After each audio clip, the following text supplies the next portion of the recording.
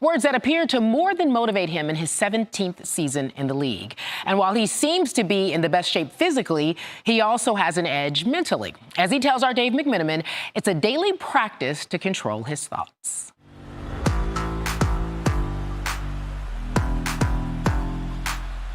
For years, you've worked on your body. But were there any times in your life or in your career where you started to put more emphasis on the mental fitness side of things? Yeah, I would say probably the last 8 years. And the one instance that I could think about right off top was after the loss to Dallas in the 2011 finals. I knew that the physical side wasn't going to just be enough. And also the level of scrutiny that I was dealing with and how I got out of my comfort zone. I lost the love of fun for the game, and I knew that was the mental side.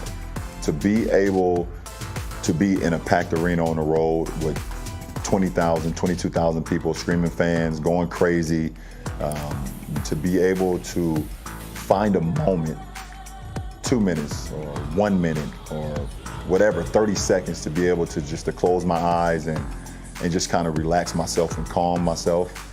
It's meditation, basically. Has worked, tremendously for me in my career. Is there like some sort of washed king list that you keep at home in the summertime? All the people that were casting aspersions. What's fueling this run for you? I think myself. I mean, I'm fueling myself. My teammates is fueling me. My kids is fueling me, and the list is fueling me as well. But for me, to be able to be in a position where my teammates trust me to handle the ball and be the point guard, I have not done it since probably 2 weeks into my rookie year. But for me to do it in my 17th year with the amount of minutes that I've played, with the amount of games that I've played, and my teammates to trust me, it means a lot. I mean, we love our team. It starts with me and AD both on and off the floor, how our approach is both on and off the floor, and it trickles down to everybody else. But everyone is an MVP. Everyone has a role, MVP in their role, and you can't ask for more than that. All right, so for more, we welcome in NBA champion Matt Barnes, also a Laker great. Can I say that? Not great, just Laker. This a Laker? Yeah, Well, I'll put the great on it anyway. Right. LeBron will turn 35 on December 30th. He's in his 17th season. We just talked about it. So mentally, he talks about him being in the best mental condition. But what about physically? You've seen the way he's been playing, and other teams are load managing, i.e. the Clippers and Kawhi. Do you think that LeBron can keep this up throughout the course of a year? I think what LeBron understood early on was if we got AD, we're going to be all right. Mm-hmm. And I think they're showing that. AD is kind of coming into his own. It took him a little bit to get going. But I said early on, and I even said last year, if they got him, if they are able to ride AD throughout the season so LeBron can kind of pick and choose his spots, that you're going to get the best LeBron in the playoffs and possibly the finals. So you're watching LeBron now and you think he's picking and choosing his spots? He's getting up like he just started hooping. He looks fun. It looks like they're back out there having fun. Like you said in the clip, he lost fun for a little while, and I think that happened last year. Last year was a lot for him. And so I think he took that on the chin and came out with the hunger this year that we haven't seen in a long time. And like I said, but I still think he's able to pick and choose because they can ride AD now. It's interesting that you say, you mentioned him saying he lost a lot of the fun. Last year probably was tough, which is why he's always hashtagging everything revenge season and washed king. Right. But his two teams that he played with that were all-stars, I'm referring to D. Wade and Chris Bosh when he was in Miami, and then he had Kyrie and Kevin Love with the Cavs. It took some time for those teams to kind of gel and come together.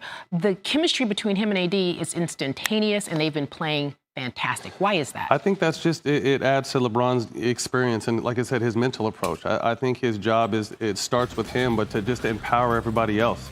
He's getting everyone involved, especially AD. Everyone's out there having fun. Everyone knows their role. Dr. Rivers used to say, be a star in your role. So I think everyone's role is established out there, and they're playing free, fun, and everyone's loving it. So they haven't hit any adversity yet. It's interesting to see if that happens if they hit a 2 or 3 game losing streak at any point this season. But right now they look like one of the best teams. Yeah, and they're having fun. You're right. You see the pictures of them on the plane together. Lake Show coming near you. As a fan, I wanted them to delete that, but that has nothing to do with that. Let's talk about this 15-game win streak that they and the Bucks are on at the moment. If you had to go pound for pound, team for team, the better team between the Lakers, no question. Why? just because I think LeBron and AD are the best duo in the game. And then they filled in that roster with great role players. Danny Green has been there. JaVale McGee has been there. Dwight Howard, to me, is possibly their X factor. I think he knew this is his last chance. And his second time in LA, he's making it count. We can't forget about Avery Bradley and what he brings once he's healthy. Rajon Rondo, Caruso. And, I've been talking to Kyle Kuzma a lot lately about him kind of finding his niche and his role in that system. So from top to bottom, they're a very solid team. Frank Vogel's done a great job. And really hats off to Rob Pelinka, because I was very critical of them in the offseason. Okay, so any other teams that we should be looking out for that you think are pretty interesting? I think the team right down the hall. I think last year the Clippers. The Clippers. The Clippers, that they had a core that bought in. You add two selfless superstars that still really haven't gelled together. I think we're going to see the best Clippers after the All-Star break. Once Kawhi and PG get in sync with playing with each other. We know load management is a big thing, and Lou Williams, when I had him on the podcast, he said it's not so much load management with Kawhi, it's like he's really hurt. Yeah. So I think once these guys hit their stride post All-Star break, the Western Conference is going to come down to those two teams. Oh, boy. This is a really good, exciting NBA I love season. it. And most importantly, thank you for being here. You're going to be on the Jump 3 Eastern right here. Make sure you tune in for more of Matt Barnes on ESPN. Thank you, my friend. Thanks for having me. Maybe they'll be talking about this guy, Ja Morant. Missed some time with back spasms. He returned to the floor last night. And is Joe Burrow. No excuses. Joe Burrow into the end zone, touchdown LSU. Yeah. Joe Burrow has just set an LSU school record. Just amazing to see Joe Burrow. Yeah, I got no. Waving goodbye.